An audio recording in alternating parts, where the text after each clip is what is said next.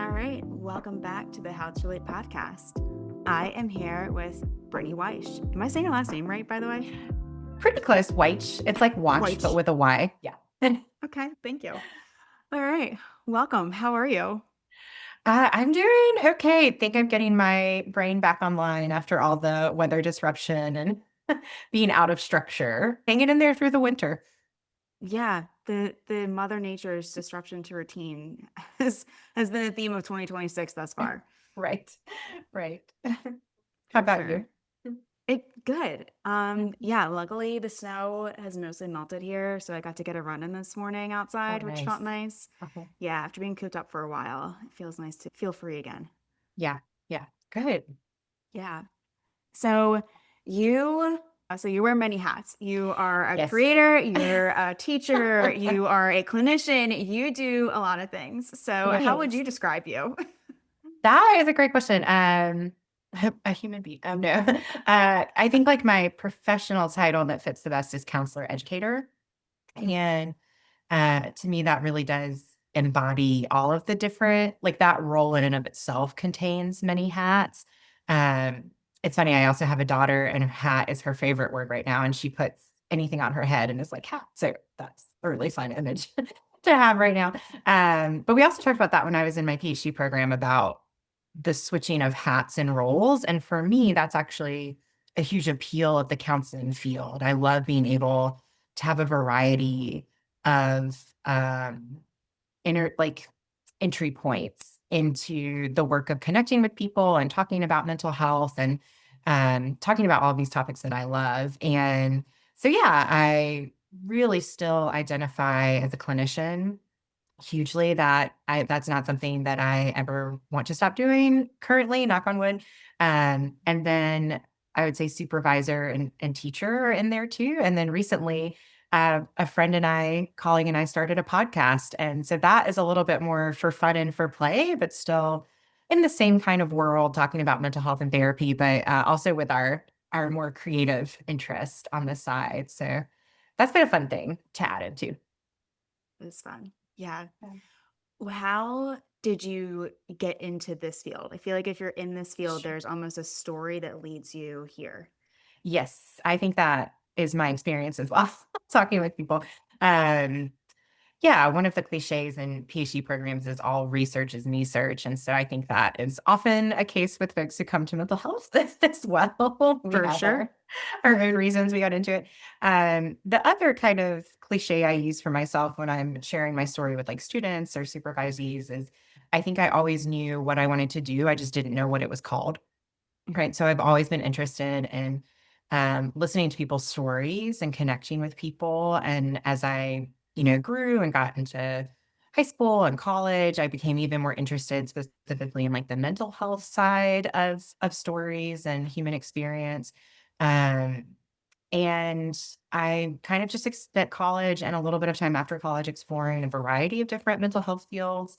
Ultimately, found counseling was my professional home. And I think counseling has its roots in education and psychology. And what I love about that is the emphasis on like growth and normative development alongside, how our brains work. And we're starting to pull in more of the systems lens, which is what social work is so great at adding to the mix. So we're expanding. I think we don't do that quite as well as y'all do yet, but we're trying to take more of that ecological systemic approach.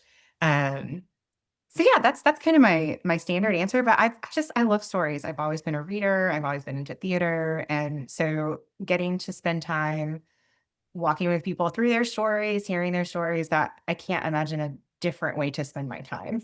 Really. Sure. Yeah. Yeah. That's a beautiful answer. And I've never heard counseling be described that way of pulling psychology and education fields Mhm. into together to marry one another.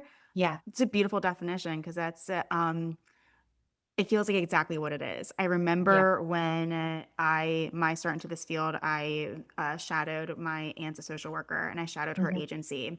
and most of the staff were clinical social workers, and then two of the Hmm. staff members were clinical counselors. Yeah. And they described it as they go, we have a more nurturing approach than some of our social work colleagues. And it stuck with me because I remember kind of thinking, they go, we enter this into a more softer lens. They want to Mm, enter into a more systemic lens as to what is sure. happening all in the world, what's happening in your Hmm. biopsychosocial. And they're going, Right. tell me your story. Tell me what it's like for Right. you, and having that more of a softer entry point. So I thought it was Hmm. also kind of interesting to Yeah. hear the differences in our field because we all kind of do similar work, but the Yes. Yes. descriptions of the differences in how we get there.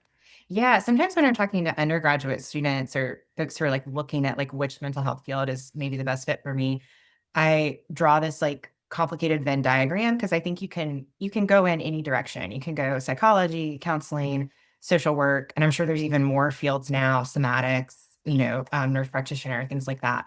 Um, MFT, yeah. yeah, MFT, thank you. But if I think about like social work, psychology, and counseling, and where they overlap. Like there's some things we all do, and then there are some things that like we learn extra and that maybe the other fields don't. And again, I think there's some cross-pollination. So there's still like these individual differences, but yeah, each field really adds a lot and a really good different lens. Yeah, and we all come out and we get to work together and Yes. share our different expertise Uh-huh. areas and yeah, learn from each other, which Yeah. is a beautiful way I think to integrate into therapy world. Which kind of brings us into our topic for today, which is Okay. how trauma shows up. Yeah, that really does actually, because trauma is such an interdisciplinary field, and I did research on trauma and education around trauma in my PhD, and really all of the research is spread across the mental health fields, and there's kind of this unified lens of traumatic stress studies is its own like research bubble, but you have people from so many different professional homes contributing to that research because trauma kind of shows up everywhere.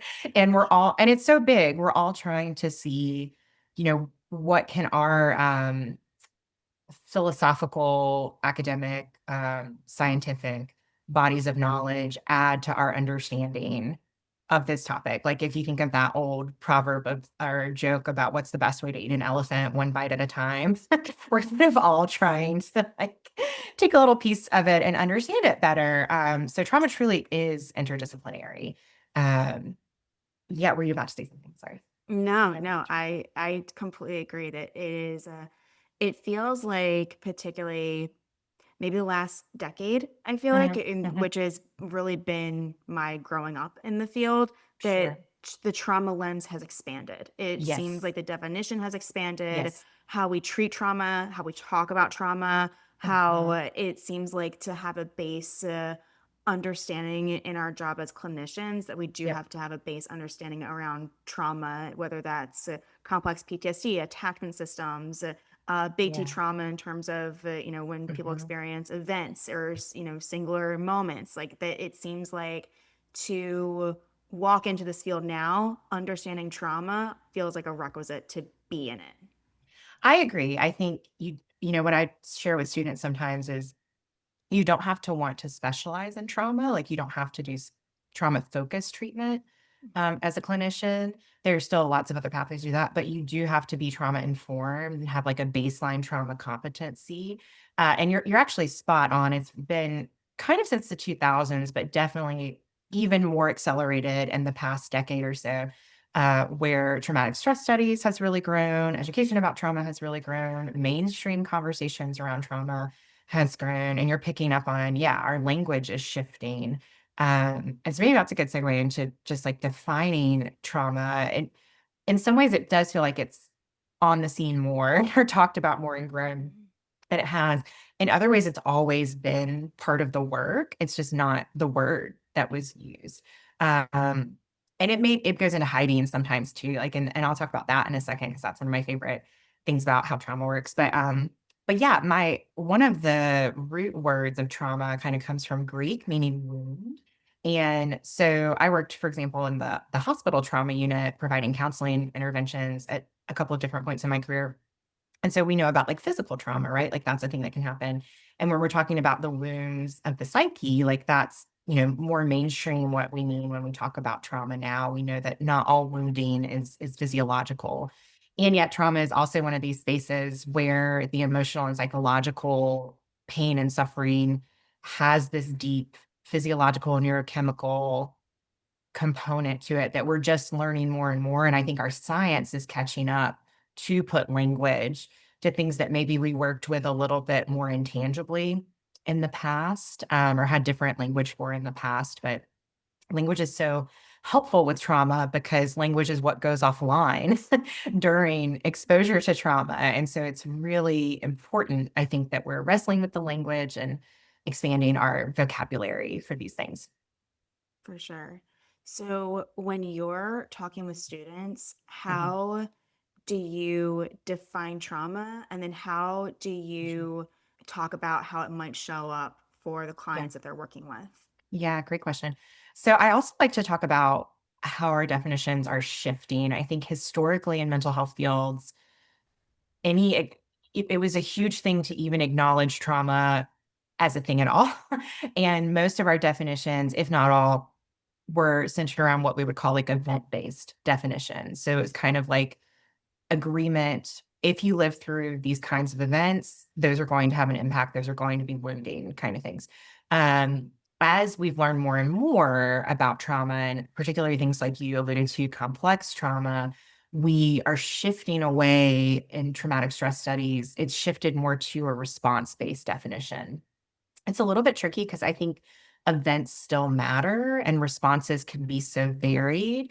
But what that also includes is the loading of experiences. And so there might be some things that to an outside observer don't seem like a quote unquote big event, but depending on when they happen developmentally, what the response of the system was to that person going through that struggle, the other experiences and events they've had, the resources they had access to or didn't have access to, that might shape if they have a traumatic response to an experience or not, even if someone else would not have a trauma response to that experience. So we're really shifting into these response based definitions.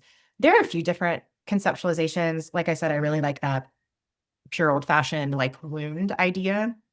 But some other ones that I use, you alluded to this one too. There's kind of the big T trauma, little t trauma. Some of that captures event, acute trauma versus like ongoing, complex, more response based trauma.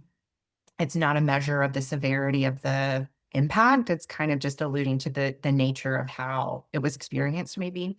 And another conceptualization I really like, and I'm not sure who to credit this for. I've just heard it as a saying among trauma people.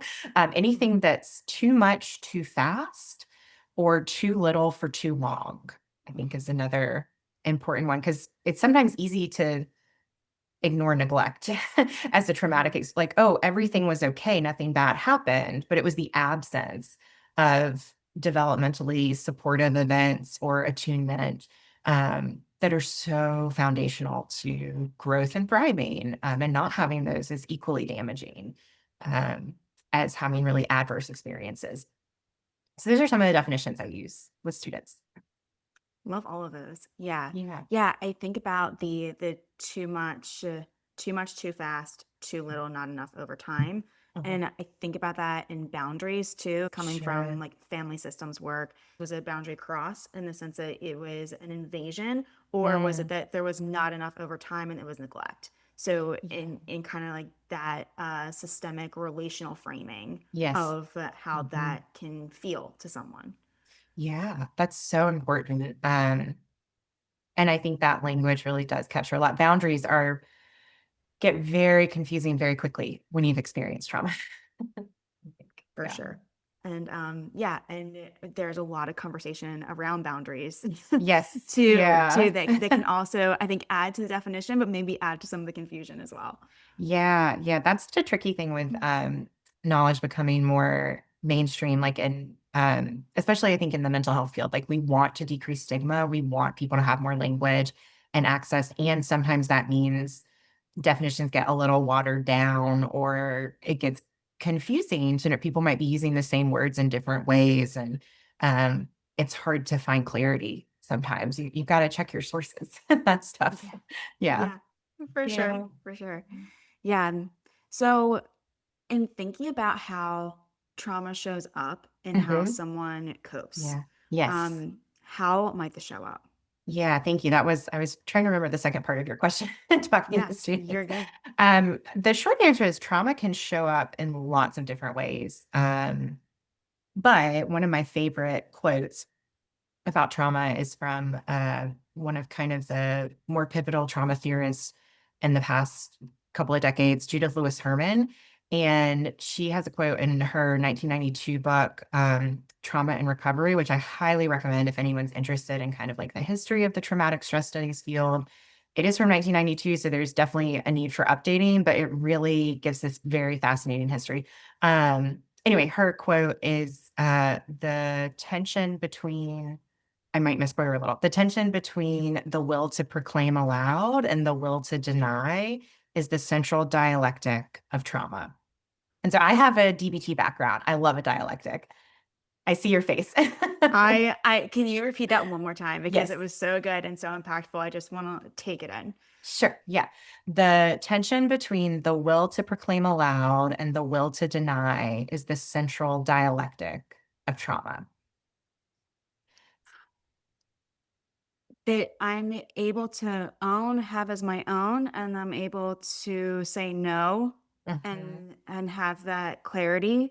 Yeah. Yeah. Okay. That's another dialectic I would say that shows up in trauma too. What I love about her framing of this dialectic, and yeah, coming, I have DBT as a dialectical behavior therapy is a pretty big influence for me.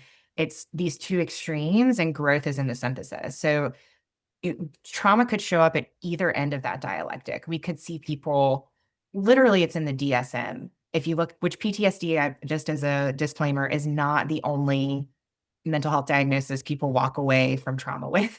But if we look at pure like PTSD diagnostic criteria, the three categories of symptoms, one is intrusive and one is avoidance.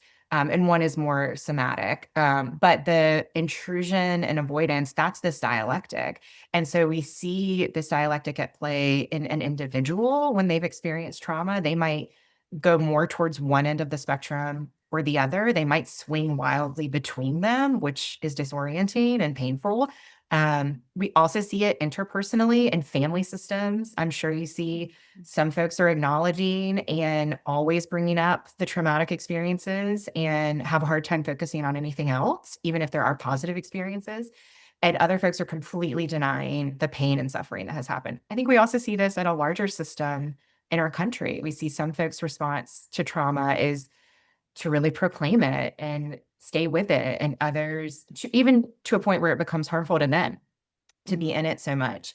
Um, and they're exhausted, and it's, you're not able to make change. And then we see other folks completely denying it and shutting it down and not willing to engage. So I find that it's not really a definition of trauma per se, but that framework of understanding how trauma shows up with intrusion and avoidance is just so central to me. And we can see that with symptoms, right? Sometimes people are having nightmares, flashbacks, hypervigilance, intense physiological symptoms. Those might all be intrusion. Um, Other times, avoidance, there may be shut down, dissociated, even when they really want to be present or in safe situations.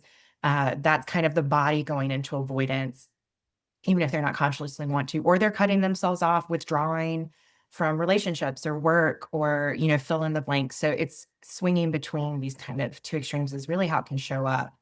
And I'm sorry, I feel like I'm rambling. Not at all, not at all. Yeah. I love this because the dialect is of being able to hold the two at Yes. once too. Because I'm imagining that, like, and I think when I think about relational systems, is that oftentimes we'll have like one person maybe being the pursuer or the distancer. And the Yes. EFT language Hmm. is like I'm the one who's telling you like, hey, this happened. I need you to recognize it, and I need you to see how it's impacted me and how it's impacted everyone Right. around you, and like really wanting someone to have like their anxious Respond. system, Yeah.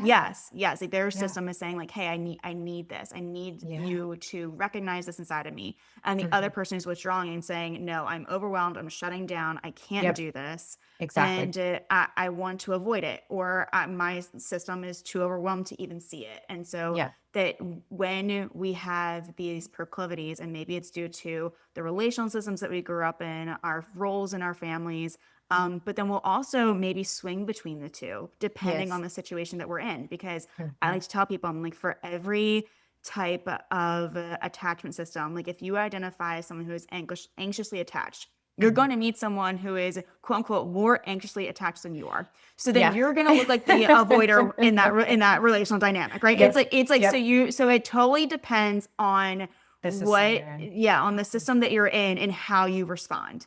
Yeah, yeah. Mhm. It's so true, yeah, and to your point about, like, how it can show up, that literally is how it might show up in a couple session, or even an individual.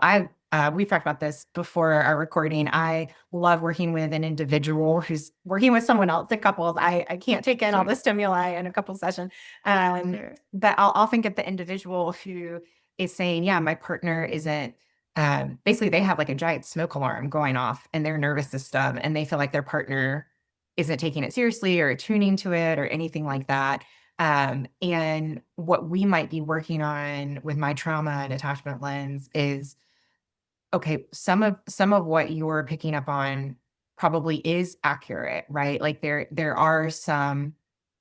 maybe is some real smoke. This is another great like trauma metaphor. But we have to be able to distinguish between like what is the popcorn burnt in the microwave and what is there is an actual 5 alarm fire. And trauma kind of disrupts. It's the same smoke alarm like when you have that. Mhm. And so yeah, if you grew up in a family system where just to use an example, say there was substance use in your family of origin, and really harmful, and no one was dealing with it or acknowledging it.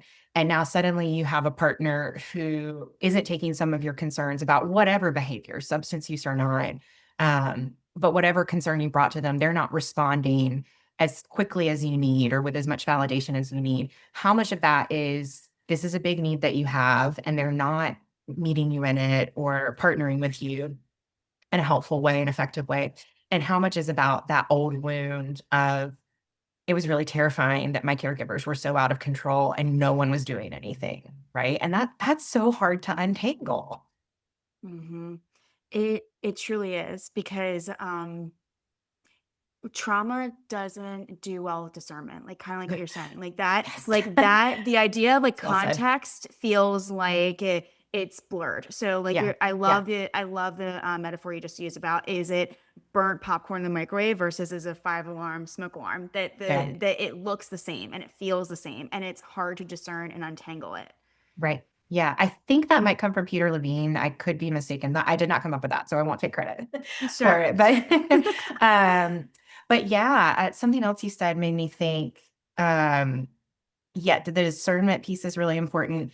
And the other thing I was thinking about in preparation for our conversation, this isn't quite a definition of trauma, but it's maybe part of how it shows up. It's a side effect, I think, of trauma.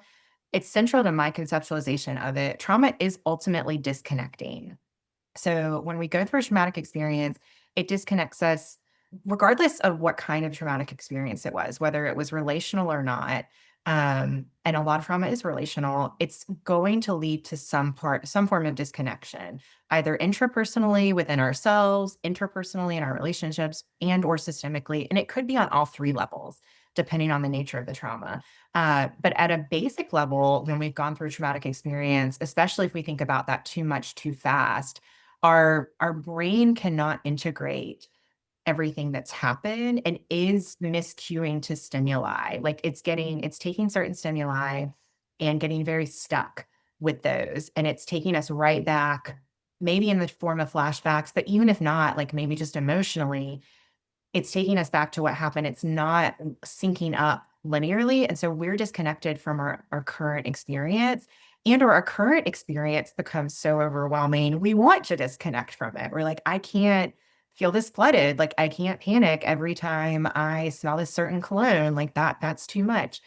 So we start to move into avoidance, right? Like you're kind of alluding to.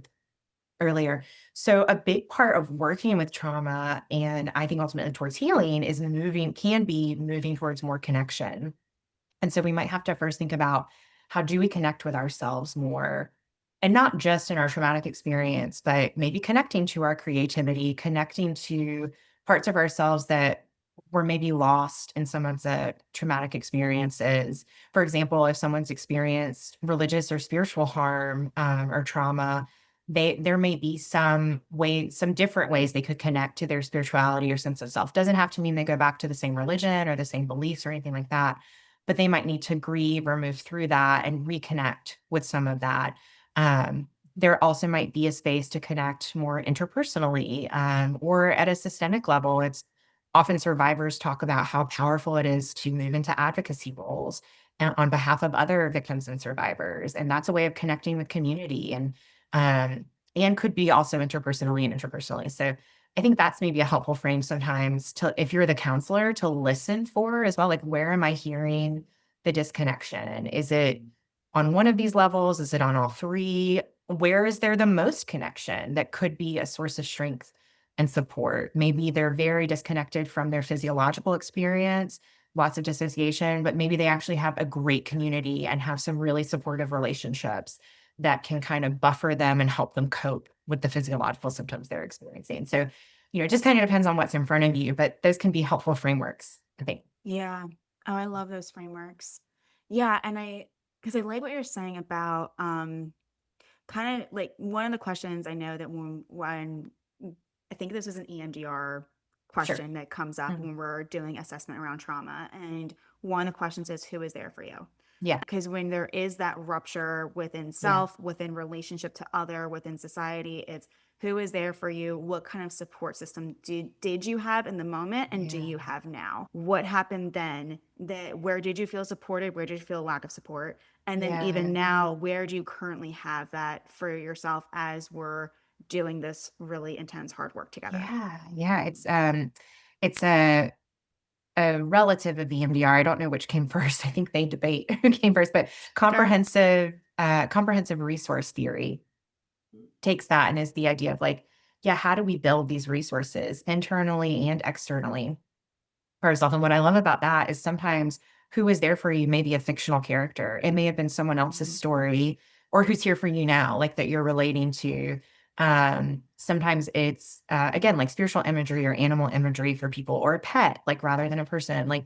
Um, or maybe the person who was there for you has passed or is no longer here, but you can still hold a psychological version of them with you now. And so building those internal resources is so essential to moving through this work. I think that, focusing on stabilization is very important before we do any kind of intense trauma work. Yeah.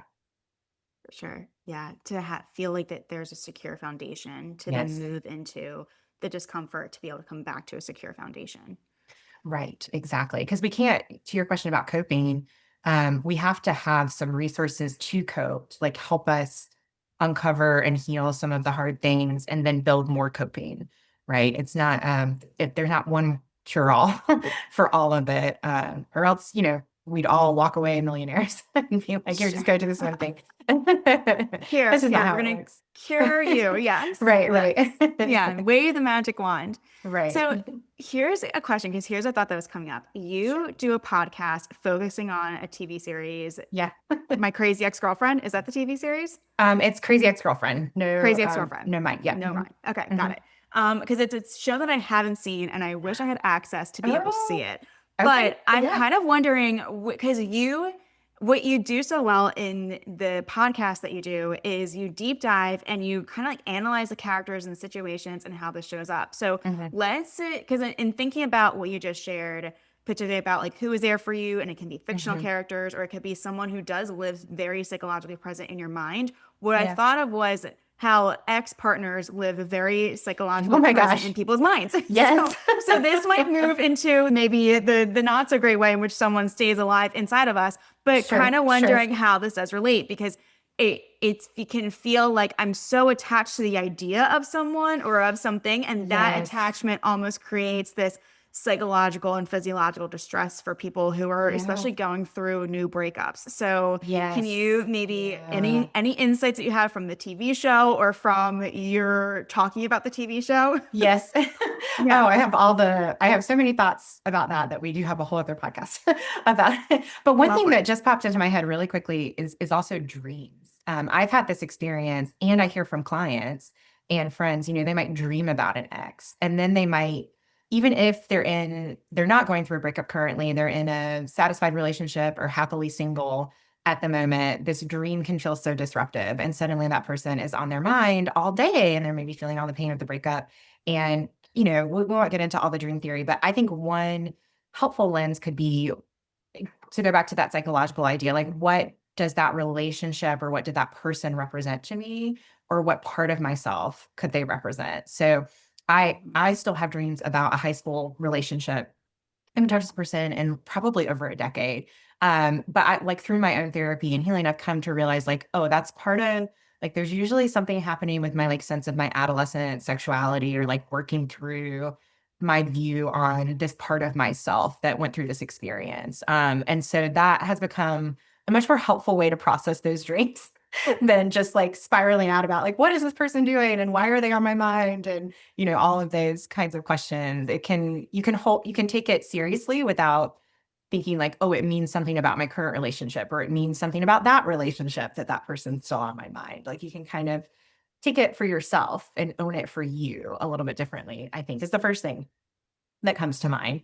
But yeah, exes do live in our brain. What I love about the show Crazy Ex-Girlfriend is they're taking that trope that, of this crazy ex, and they're actually really deconstructing it. And that's what we really get into a lot in the podcast. They do it so brilliantly. They had mental health consultation on the show. They actually take her mental health issues seriously. She ends up with a diagnosis, she gets treatment.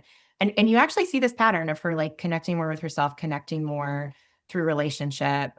If you're at all into relational cultural theory, I think that is a very big feature of the show of how the more healing relationships can kind of lead towards personal growth.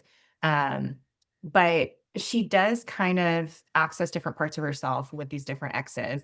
And you see her walk through, maybe why she's attracted to certain relationships is because of how it allows her to show up. Right. And so when you're going through a breakup and mourning that loss, I think you also have to mourn the loss. Like a lot of times there's layers, right? You're mourning the loss of that individual who you loved and cared about.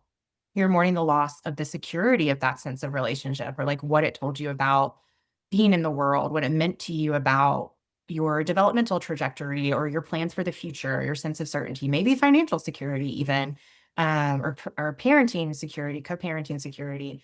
But then you also have to mourn like that loss of yourself, like that person knew you and access parts of you, elicited parts of you that no one else can or will. And so that's a loss too. And yeah, there's just a lot to wrestle with that. I maybe got a little far afield from your question, but those are some of the things that came up for me. Yeah, no, I love the identity piece in this because I think Yeah. that oftentimes when I talk with people about their relationships and how other focused it can be, whether it's, oh Yes. my gosh, my ex and Mhm. they did this thing and how Right. terrible it was. And then when I just can't stop thinking about how they made me feel and I can't stop thinking about Right. how I was so blindsided or whatever it might be. Sure. And I say, like, what does this mean for you and about you? Like, Yes. what is it about you in this? Because focusing on the other is a Mhm. part of the story, but like, where does it hit Right. inside of you and your identity, your sense of self, the loss of the future you thought you might have? But it's Mhm. getting into those thoughts and feelings that can feel really raw and vulnerable to get Mhm. into, Yes. and doing it with someone else can help because it's like, I'm I'm here for you. I'm asking you this question and we can hold it Right. together than you Yeah. trying to maybe even go. But when I think about myself, all I want to do is cry and I can't stop crying and Right. I want the pint of ice cream, like, whatever it Right. might be. Right. Yeah. So Yeah. yeah. So I do like the kind of like, where is the self in this Mhm. relational breakup dynamic and grief and loss of it all. Yeah, yeah, and to go back to the trauma component, some folks may never have had the experience of their self being attuned and oriented to you. So having the therapist who not only can be like a secure base, like you're describing to come back to, but can keep the attunement focused on, okay, what is your experience? We don't have to filter everything through, um, I don't know, some arbitrary judge of this other person's behavior or even their sense of their behavior. Like they can have their own experience, their own narrative, and yours can be different. And let's attune to what's happening for you. Of course, as humans, we want to, like you're saying, we want to avoid that. We don't want to feel that a lot of the times. But if we've had experiences of emotional neglect or abuse, attuning to our own emotions was maybe unsafe. When we're really small people, it is psychologically far safer to think that we are the problem and our caregivers are safe and secure, regardless of what our caregivers are doing. And that is baked into our survival. And it's really helpful because it would be existentially devastating. Like you just couldn't survive as a small Mhm. person if you couldn't trust your caregivers. And yet our caregivers at best are fallible, at worst might be engaging in neglect or abuse, right? Intentionally or unintentionally at times. And so as we grow up, we do have to like update our narrative a little bit that, oh, maybe it wasn't that I was the problem all along and that I have to fix my feelings to adapt to the person around me. Maybe sometimes someone was unsafe, but I don't have to make them be safe. Like if you're a kid, you need your caregiver to be safe. If I'm an adult, I don't need this relationship to work. I might feel like I do. It might be a huge loss. I'm not trying to minimize that. But like I don't need that other person to fix my life for me. In the same way when I'm a kid, I literally am dependent on a caregiver. I don't know if that is making sense. It's hard to put words Totally. to. Yeah. Yeah. Terry Real calls it the adaptive child versus the wise adult. That the Yes. adaptive child is Yes. constantly adapting, might be Yeah. perfectionistic, might be have like Hmm. the kind of black and white thinking. Hmm. I'm constantly trying to achieve or to Right. try and make sure that things are okay. And Yes. then the wise adult will say, I can stand on my own and Yes. that I can be a secure base. And it's not that it's going to mitigate the pain of Right. potential heartbreak or conflict, but what it does is to say that I am able to respond to my own experience in a way that's Right. helpful to me and Yeah. witness and see what's happening for you. That it's the and both. Yeah, yeah, absolutely. And I think that's where therapy also can be helpful because depending on the depth of rupture or harm or trauma in childhood, we may really need that modeled for us first. And so we might need to like borrow from a counselor or from other support, a teacher as we're growing up, or an extended family member, or sometimes a romantic relationship is a stand-in for a little bit. But like as we're moving through healing. I think that's also why one of your questions before we met was like why dating can amplify the trauma response. And what came to mind for me there is just I'm always so fascinated by how we always find our puzzle piece. And I don't mean that that person fits us perfectly and fixes us. I mean, they fit into our unique trauma and attachment wounds and us into theirs. Like it is wild how it will play out. Such For different sure. it's not just having a type. It's like you could they could look like two totally different people, but somehow the same dynamic would emerge in a way that brings your stuff up for healing and their stuff up for healing. And it's just endlessly fascinating to me how we perfectly match on that scale. There's a saying in couples therapy that you marry your unfinished business, and Yes. that is so true because yeah, Mhm. you're gonna find the person who absolutely will poke at and not Mhm. unintentionally poke at the exact wounds. They're like, hey, remember this is still here, and it's like, Yep. wow, how uniquely you do that. I experience this, nobody else except you. Right, exactly. Oh, my favorite joke is I was so focused on not marrying my father that I accidentally married my mother. So like, it's just That's even funny. when you're trying so hard to be like, I'm aware of this attachment problem or this particular thing in my history, somehow whatever dynamic you're wrestling with. And of course, he has things in common with both of my caregivers. I think that's just a very part of being human. But Yeah. it is like we can be on the lookout for these things, and there's still something experiential in our growth where we just kind of have to move through the healing. And so it's a gift and a curse, I think, of dating or being in any kind of intimate relationship, romantic or not, whatever in us is needing some healing. And so whatever trauma response we're having is going to show up. It's also part of why therapy works. There's that saying of sometimes we talk about therapy of, what we bring up in here, hopefully you can take out there, but it's also whatever is showing up out there is going to show up in the therapy room. And so we can leverage that very human thing of, we don't even necessarily have to talk about your trauma, because however it's impacting you, it's probably going to show up in our dynamic. And so if you're a relationally oriented therapist or very attuned, like, you will be picking up on some of those dynamics, those boundaries, um, even in the absence of a specific trauma narrative. 'Cause of course, sometimes folks don't have concrete memories or have a specific narrative for their Mm. traumatic experiences too. And it's still impacting us when that happens. Yeah. For sure. Yeah. I think I like to say that intimacy is the thing we crave the most and the thing we fear the most. Mm, And in a I'm going to steal that. therapy, yes, yes, because Yeah. I think in our jobs that we do experience that, because I Mhm. didn't think about, I mean, for myself, it's uncomfortable for someone to get to know you so well that it's Oh, yeah. almost like, oh my gosh, no one else has really picked up on that exact thing part of me, and it feels really uncomfortable to have it feel witnessed and Yeah. relieving at the same time. Like, it's a Yeah. very odd juxtaposition that therapeutic relationship can bring up that discomfort Mhm. for others, Right. and it can also be the source of healing. And I think that we do that with romantic partnerships, deep friendships, family Yep. members. There's a Mhm. lot of relationships where that can happen. Yeah. But I think that there is something unique about like the romantic partnerships and dating and how that Yes. shows up in particular too. How much of that is the added element of, just if there's sexual intimacy in the romantic relationship, Hmm. and that type of physical vulnerability, or if you experienced in particular sexual harm or relational betrayal, or, if that's the nature of the trauma you've experienced, like that can add layers for sure. But then even without that or those experiences, I think the role that romantic partnerships play in our culture and how linked they are to our sense of identity, to our financial security, to our capacity for like family building. Of course, you can build a family without a romantic partner, but that is a more challenging path and comes with its own set of cultural baggage. Yeah. So there's so much, we can put so much weight on romantic partnerships that really amplify that trauma response, for sure. Sure.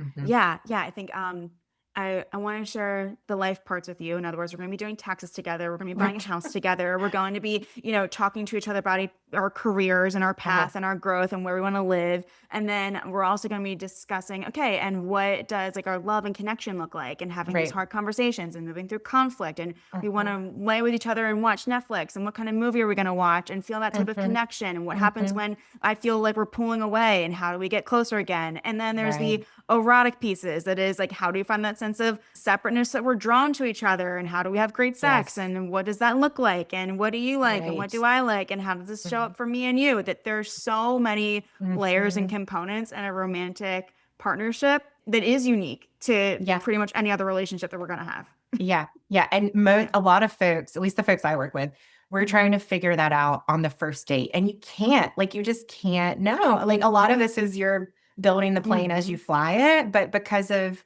the fear of intimacy or these really heartbreaking past relationships and or traumatic experiences, traumatic, attachment, wounds, things like that, um, our sense of safety, we want to know how it's gonna end, and there's no way to remove the risk of relationship. Like, there's just always a risk. And that's part of why it is so relieving and satisfying when it does work out. Like, when we are seen and validated, like, and truly accepted, like, we can really get some of that sense of belonging. But um, it's risky. There's no way it's not risky. Yeah. Yeah, and I think that online dating has made the facade that it's not as risky, because it's like, look, Sure.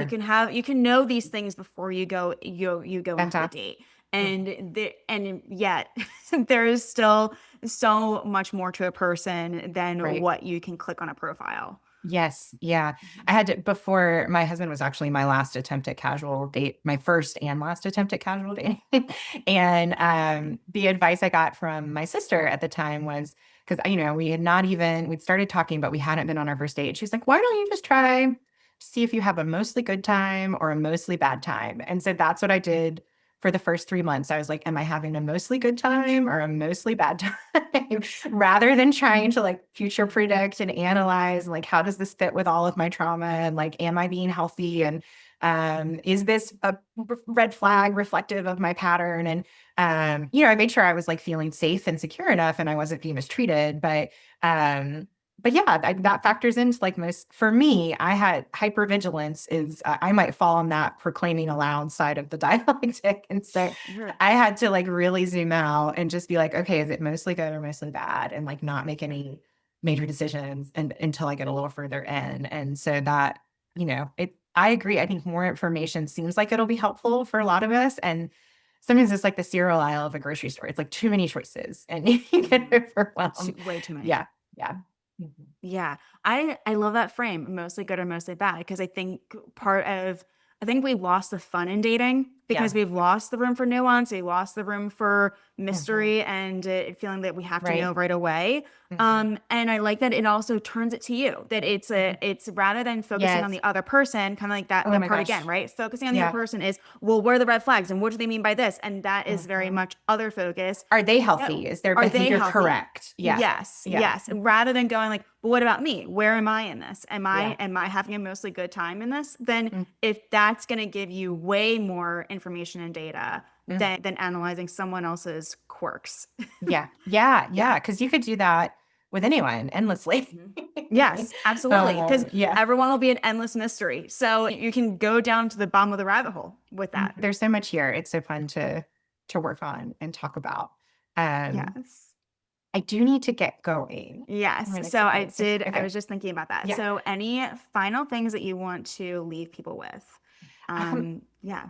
Yeah, I guess just, say I like that what you just said about staying open to fun and play. I think in my own trauma recovery and just like some of my personality, play for me has not always looked like what I stereotypically assumed others play, like even as a small child, like like play was different for me. And so and I can be a very like serious person sometimes. So seeing the role of play and fun in trauma recovery, I think is actually so important and the role of creativity. And again, that's enhancing connection. I'm not saying it's not hard work. Like trauma recovery can be very hard and very serious work. And it's important to honor that and respect that. And doing fun things and accessing play, especially, in relationship with other people, can actually be so, so important. That's building up those resources, building up resilience. Like we need to know what we're working towards as well. We're not just trying to like remove painful experiences. We're trying to move towards a more fulfilled overall sense of self. And we can't get rid of the bad things that have happened to us, but we can like expand around them and add in new experiences. So and that happens literally on the like neurochemical level too. So um that's my pitch is, where can you find some play and fun? And if you're in a place where that's really hard to access, that's also super fair. But that's data also of where you are and what kind of support you might need. Yeah. I love that. Yeah. Yeah. The play can be regulating too. And where can people find you? Okay. I'm in lots of different places. So I have my private practice Instagram is at Salem Bloom Counseling. And then the podcast that we mentioned that focuses on the TV show Crazy Ex-Girlfriend, which you can purchase from Apple. It's not streaming for free, but you can purchase it or rent it from Paramount or Amazon. Hopefully it'll be streaming again one day. But our podcast is a lot more nuanced. And so that Instagram is at a lot more nuanced. And we're also on Patreon for that, which is patreon.com/a lot more nuanced, written out. And I think those were the main things. I also have a private practice website, salembloom.com. And then I teach at a university in North Carolina. If you have questions about the Wake Forest counseling program, this isn't affiliated with that, but you could probably also find some of my materials there if you were curious. And I think that's everywhere, maybe. Amazing. And we'll put all those links in the show notes. Awesome. Thank you so much. This was so fun. This was good play. Thank you. Yes. Yes. I enjoyed this so much. And you're welcome on anytime. Thank you, Okay. Brittany. Awesome. Thanks. Bye. Bye.